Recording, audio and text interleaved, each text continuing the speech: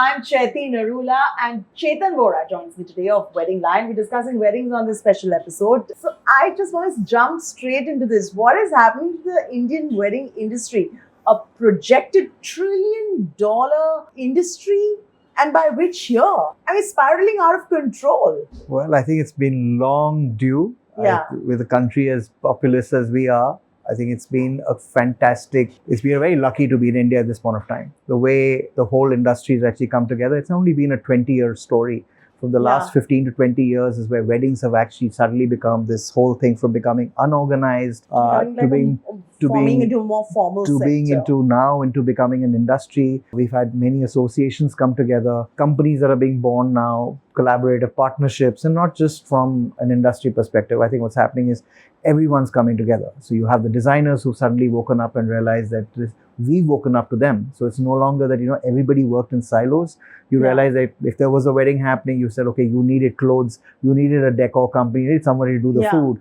Now what's happened is everyone started talking. There's a voice, there's common platforms that people are coming together. And I think it's great. So these figures are, of course, quite true in a lot of ways. Because one of the reports of Wedding Good said that the industry is expected to grow at 12% compounded annual growth rate CAGR on a YOY basis, which is a year-on-year basis. Is it really going to be 12% over the next course of let's hope if we don't have any disruptors like COVID happening again, which we hope that the worst is there. Anyway. I think that's a very believable figure. We are seeing more and more people spending. I'm realizing it's huge. It is huge. It is. You're seeing more and more people. So more and more people are actually waking up to this whole concept of doing destination weddings, doing weddings inside. There are things like sustainability coming up.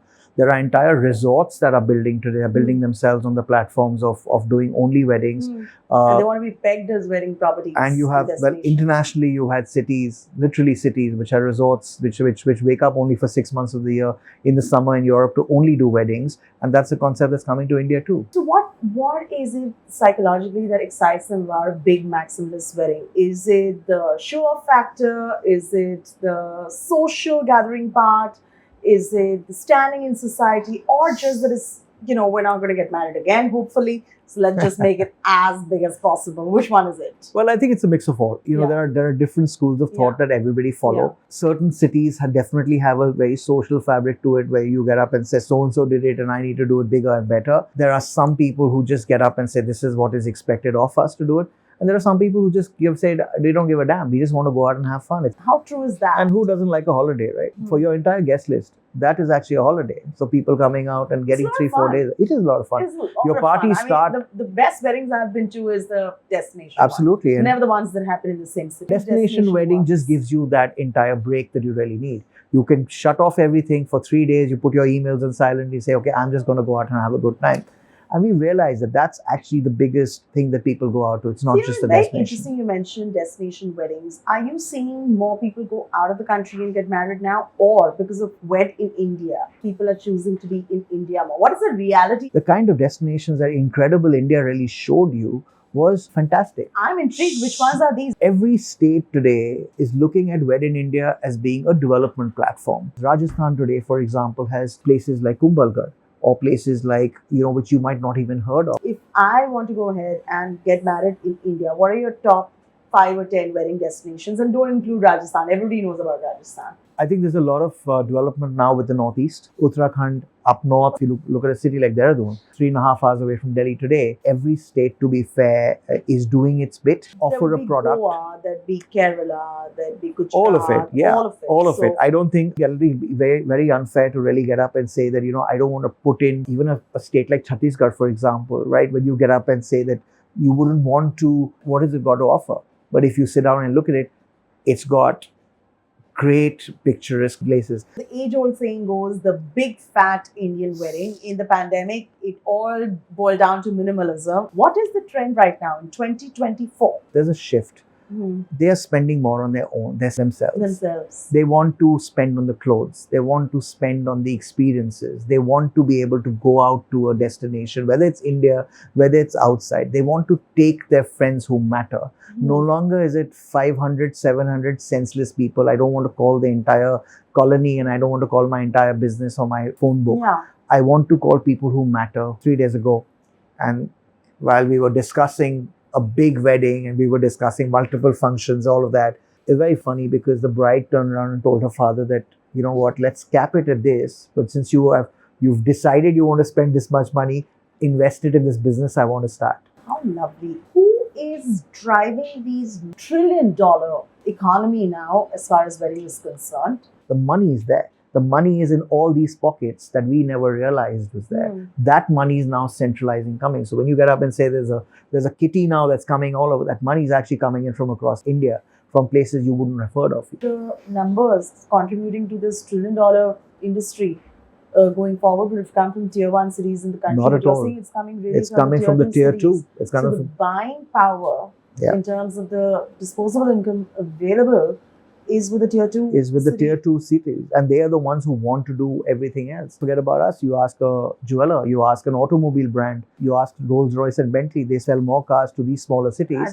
than they do to them. It's the same trend. So when I come to wedding line, what is it that you serve me for? The whole hall does it mean that my parents don't have to worry, my family doesn't have to worry, and everything is taken care of by wedding line? Is that how you all look at weddings? So we actually end up giving you a turnkey solution right from the word go, whatever you really want. But we know we've also changed. We've also adopted certain things for ourselves because we've now been in the trade for very long. We've seen sustainability as becoming a very, very big Are you doing thing. sustainability? We are. Well, we're trying to propagate. We are propagating it in a big way. We've had a lot of insights and a lot of things. We realized that how much of the disposable waste that you take out at every wedding. So we're now trying to do that. So Wedding Line as a company today has started more congenial approach to wedding planning. How is it that you're creating these sustainable weddings? Because I've seen that sustainable weddings is trending across the board, isn't it? And we've been doing so many stories around it as well. So, there are two things, unfortunately, Chaiti. A lot of people do it because it's a fad, it's a passing thing. Everyone's talking. We try and tell clients that, look, you don't need to change your entire story every day for anything. So flowers don't need to be white one day and orange another day and yellow the third day or red the third day, because they last in a winter wedding. They last for 3 days and people don't really matter. And we've done that on a number of occasions, and we've set up a little flower shop outside. So when you're leaving on that last day, you have bouquets and we say, please take it and take it. They sign off from the client to say, listen, we're shutting the buffet, and the last person's left. You will always see, and I'm happy to invite anybody to come into a Wedding Line event to see that. We open that up. We let our teams, of course, eat. Our labor eats. All our florists, all our tent guys, all these people, beautiful. Everybody comes in and eats there. And that's it. Is there any crazy you've got from a client when it comes to their wedding? Every wedding has got its own essence of crazy. There was a bride and a groom who wanted to exchange their Jaimala in the middle of a traffic crossing. What? Why? Yeah. Quirk. And we how do you want us to do that? In the middle of a traffic crossing? In Bangalore city. We've had that. We were doing a destination wedding once where this guy wanted to come in an ostrich. So I said, if you can catch the ostrich, if you can mount him, I have no problem. I will do the rest of it and get you involved. Finally, which animal did he mount on? A horse. A horse. A horse. Gen Z right now is the younger lot, and they might require the help of their parents if they want to have a bigger wedding with larger budgets. But millennial is now, people who are slightly older. They're making their own money. They are very sorted. Are the millennials today spending for their own weddings and not taking? A lot of people are. Gen Zs are still dependent. So what would you say peg that to their spending patterns? See, they're a lot more sure of what they want.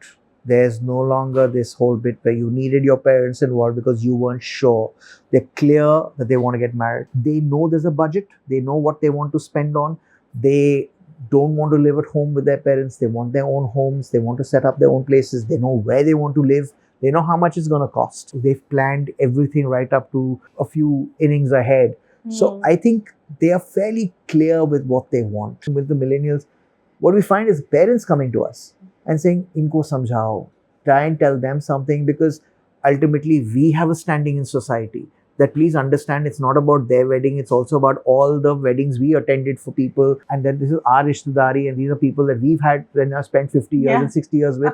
It's so embarrassing for us to get up and say that these kids only want 25, 30 people there or 100 people there. Go ek function ke liye bula lo. That's also happened. I think I was telling my business partner the other day that I think the next CEO has to be a Gen Z who can actually understand, because they don't want to talk to us anymore.